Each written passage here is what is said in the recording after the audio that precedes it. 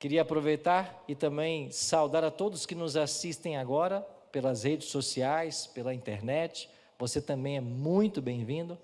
Seja bem-vindo à nossa série a respeito dos eventos finais. A partir de hoje, teremos 10 temas, todos escatológicos.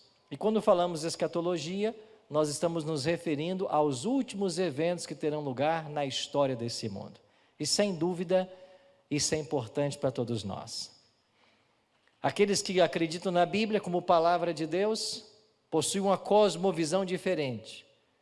A nossa visão de mundo, ela é completamente diferente. Nós entendemos que estamos aqui como peregrinos. E nós temos um céu a alcançar e um inferno a evitar. E é por isso que a gente está aqui. Para aprofundar a nossa caminhada com Cristo. Para conhecer mais e mais da sua palavra. E é por isso que você é bem-vindo. E o primeiro tema que nós vamos abordar agora vai ser a respeito do juízo. Deixa eu colocar aqui a tela. O juízo de Deus. Esse é um tema muito especial, é um tema para os dias atuais, e nós vamos começar o nosso estudo com esse tema. O juízo de Deus. Antes de abrirmos a Bíblia, mais uma vez, como a gente sempre faz, nós queremos orar. Assim como você está mesmo, por gentileza, feche seus olhos. Você que está aí também nos acompanhando, pelas redes sociais, se você puder agora, feche seus olhos, antes de abrirmos esse livro sagrado, e ore comigo. Pai querido, muito obrigado por estarmos reunidos nesta hora para estudarmos a Tua Palavra. Queremos convidar ao Deus Espírito, o mesmo que esteve com os apóstolos e profetas no passado, revelando e inspirando para que eles escrevessem um livro sagrado. Que esse Espírito possa estar conosco nesta manhã. E que agora, ao estudarmos a Tua Palavra, Ele abra a nossa mente à compreensão e o nosso coração à aceitação. É a nossa oração. Em nome de Jesus. Amém. Por que o tema do juízo de Deus é tão especial e tão importante? Porque finalmente todos nós teremos que passar por esse juízo. Algumas pessoas criticam a igreja adventista a respeito dessa doutrina. E dizem assim: vocês adventistas estão muito fora da casinha. Não existe essa história de juízo. O povo de Deus não passa por juízo. E eles até citam uma Bíblia. Você quer ver o verso que eles citam? João 5:24. E o texto diz assim: em verdade vos digo. Quem é que está falando aqui? Eu não ouvi. Quem está falando? Jesus. Então Cristo está falando: em verdade vos digo. Quem ouve a minha palavra e crê naquele que me enviou, tem a vida eterna. Não entra em quê? Juízo, mas passou da morte para... Não entra em juízo. Essa história de juízo que os adventistas inventaram não tem apoio bíblico. Muito cuidado com o que você ouve por aí. Tem muita gente ensinando coisas que não estão na Bíblia, ou parecem estar na Bíblia. É por isso que é importante a gente sempre se aprofundar no conhecimento da Bíblia e, quando possível, um pouquinho no grego, um pouquinho no hebraico e um pouquinho no aramaico. Olha para o grego desse texto. O grego vai nos ajudar. Aquele que crê na minha palavra, naquele que me enviou, tem a vida eterna e não entra em juízo. A palavra juízo na língua grega é crises. E a palavra crises do grego pode ter duas traduções: julgamento ou condenação. Então a melhor tradução para esse texto não é juízo, mas é condenação. Assim como acontece na Almeida Revista e Corrigida e na Nova Versão Internacional. Eu vou ler para você agora o texto, como está na Nova Versão Internacional. Eu lhes asseguro, quem ouve a minha palavra e crê naquele que me enviou, tem a vida eterna e não será o quê? Condenado. Mas alguém, para não ser condenado e ser absolvido, tem que passar pelo quê? Pelo juízo. Então Cristo não está descartando o juízo, Cristo não disse que aqueles que creem nele não passariam pelo juízo. Não, não seriam condenados. Mas pelo juízo, todos passarão. Pastor, até eu, até você. Todos. Mas não é eu que afirmo isso, é a Bíblia. A Bíblia ensina que há um tribunal no céu. E esse tribunal, ele existe para quê? Para definir quem será salvo e quem será condenado. Olha o que a Bíblia ensina. Vamos começar aqui com o homem mais sábio do mundo. E a Bíblia diz assim: antes dele não houve e depois não haverá.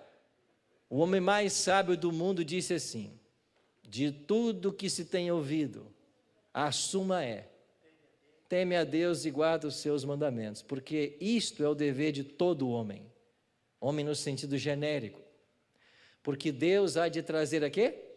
Juízo, todas as obras, até as que estão escondidas, quer sejam boas, quer sejam, Deus vai trazer a juízo. A Bíblia está dizendo isso. Então, quando alguém ensina para você assim: ah, não, eu sou salvo em Cristo e não vou passar por juízo. Juízo não é para mim, e você está enganado. Juízo é para todos, é o que a Bíblia ensina. Você não quer crer em Salomão? Então creia no maior teólogo do Novo Testamento, Paulo. Paulo escreveu assim: por que importa que todos nós compareçamos perante o tribunal de Cristo, para que cada um receba segundo o bem ou mal que tiver feito por meio do... Quantos é que vão comparecer perante o tribunal de Cristo? Todos, inclusive Paulo. Você é mais santo que Paulo? Você tinha mais certeza de salvação do que Paulo? Pois ele que tinha essa certeza disse: eu vou comparecer um dia perante o tribunal. Mas se você ainda não quer acreditar nem no homem mais sábio do mundo e nem no maior teólogo do Novo Testamento, e em Cristo você acredita? Então olha o que Jesus disse.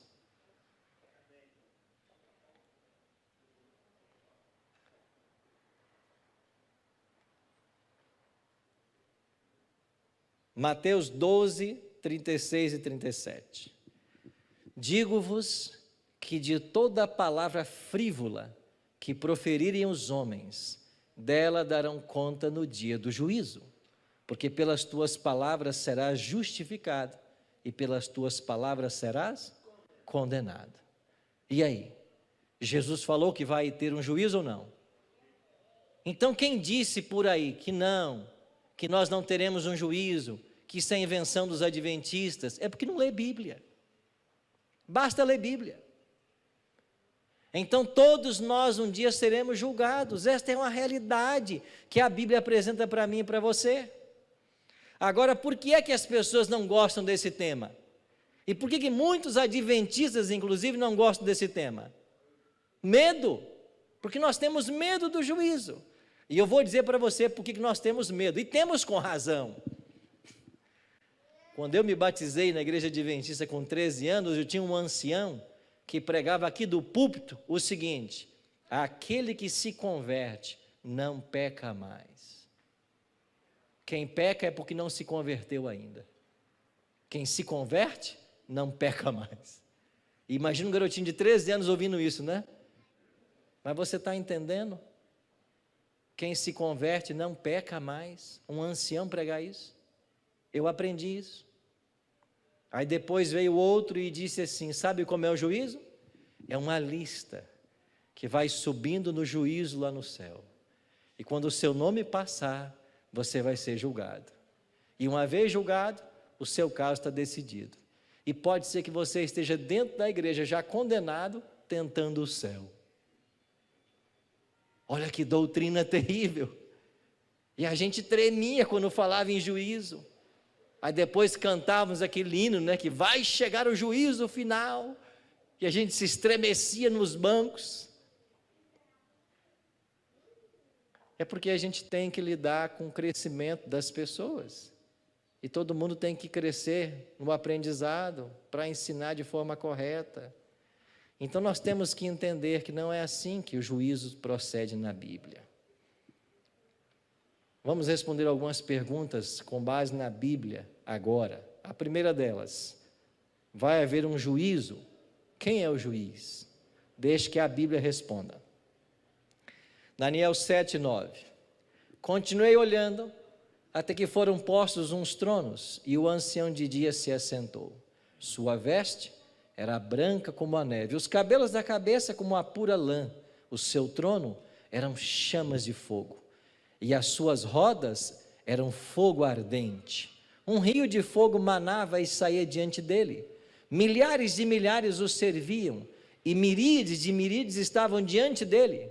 Assentou-se o quê? O tribunal, e abriram-se o quê? Os livros. A Bíblia fala de um juízo no céu, em vários textos. E nesse juízo, quem se assenta no trono como juiz é o próprio Deus. Deus é o juiz. Os críticos dizem assim: Deus não precisa de montar um tribunal para ser juiz, ele é onisciente. Como que onisciente, um ser onisciente, precisa fazer um juízo, se ele sabe o que vai acontecer, se ele sabe o futuro como o passado? É verdade, mas quem disse na Bíblia que o juízo é por causa de Deus? O juízo não é por causa dele. Na Bíblia, o juízo é por causa dos anjos. Os anjos precisam desse juízo. Por quê? Porque um dia, um dentre eles foi expulso de lá. E a partir dessa expulsão desse anjo, começou o que nós chamamos na história desse planeta de grande conflito. E esse grande conflito arrastou um terço dos anjos de Deus. Esse grande conflito tem arrastado milhares de seres humanos para a perdição. E esses anjos acompanham com expectativa o final do grande conflito. Mas para que Deus salve estes e condene aqueles, para que isso fique claro para o universo, na mente de cada anjo, Deus precisa de um juízo. Então o juízo não existe por causa de Deus, porque Ele é onisciente. Ele não precisa.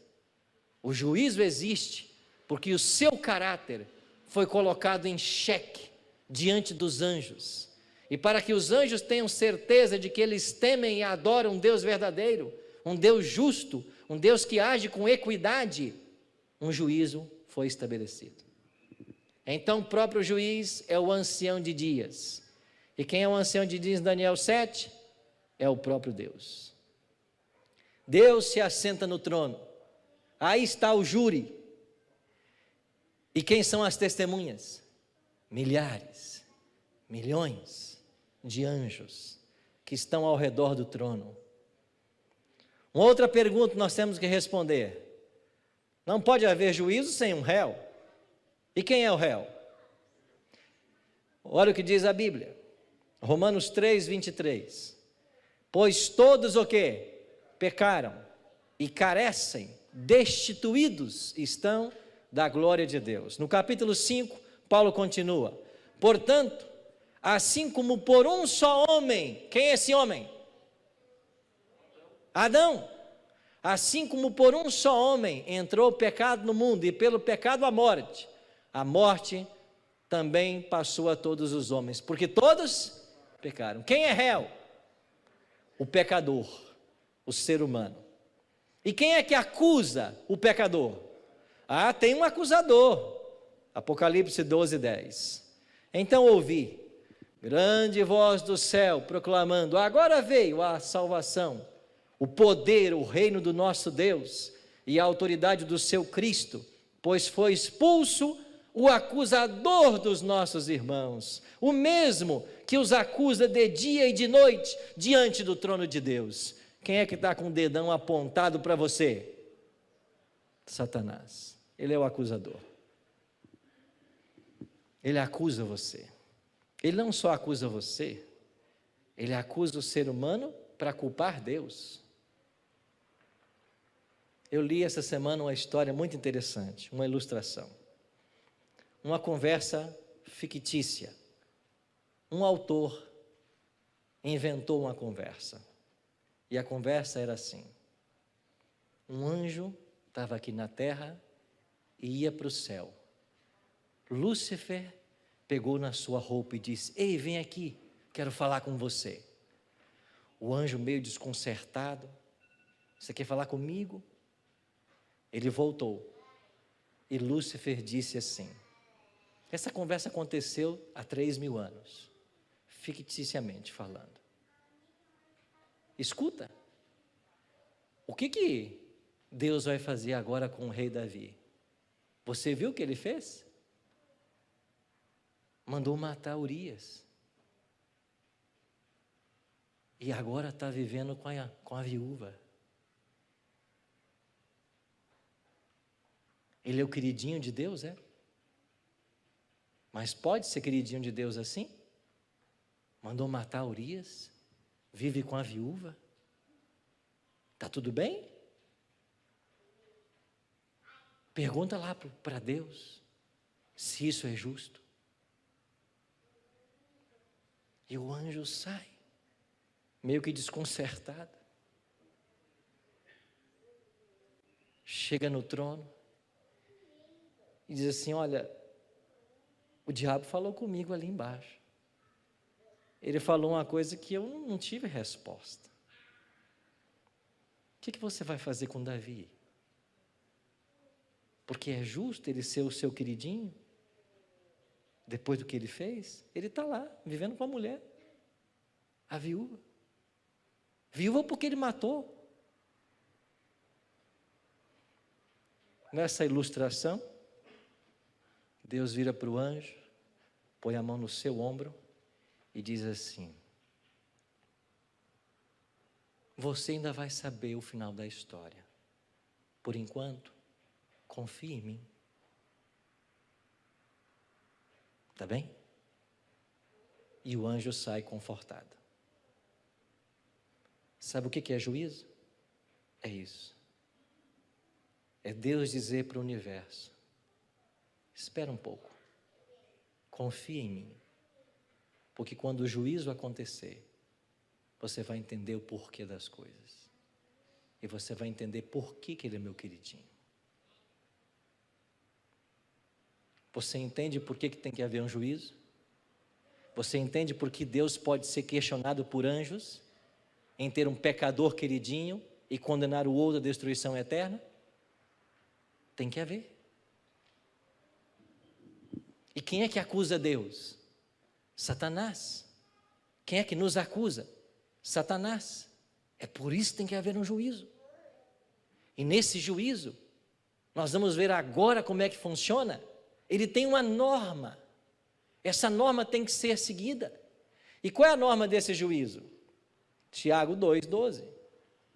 Falai de tal maneira, e de tal maneira procedei, como aqueles que hão de ser julgados pela lei da liberdade. E que lei da liberdade é esta? Basta você ler os versos 10 e 11. O verso 11 cita 2 mandamentos do decálogo. A lei da liberdade é a lei de Deus. Então qual será a norma do juízo? A lei de Deus. E você que nos acompanha pela internet, mais uma vez quero falar com você. Porque a norma do juízo é a lei de Deus. Sabe o que está acontecendo hoje? Um verdadeiro ataque à lei de Deus. E por que o diabo está levando muitos a atacarem a lei de Deus? Porque ele tira a norma do juízo. Ele tira o padrão de conduta. E se você tira o padrão de conduta, o que sobra? Não sobra nada. Cada um pode fazer o que bem entender. Cada um faz o que quer. Esse é o problema. Então o juízo vem para equilibrar as coisas. Tem que haver a norma, tem que haver um padrão de conduta. E esse padrão é a própria lei de Deus. Doutor Éder, o que seria de nós sem as leis? Se alguém pudesse passar com um carro agora na frente dessa igreja a 150 por hora, atropelasse uma criança, um filho teu, e nada fosse feito, que mundo seria esse? Um mundo sem leis? Não existe, não há possibilidade de harmonia, de felicidade sem leis. E a norma que Deus estabeleceu para esse juízo são os 10 mandamentos.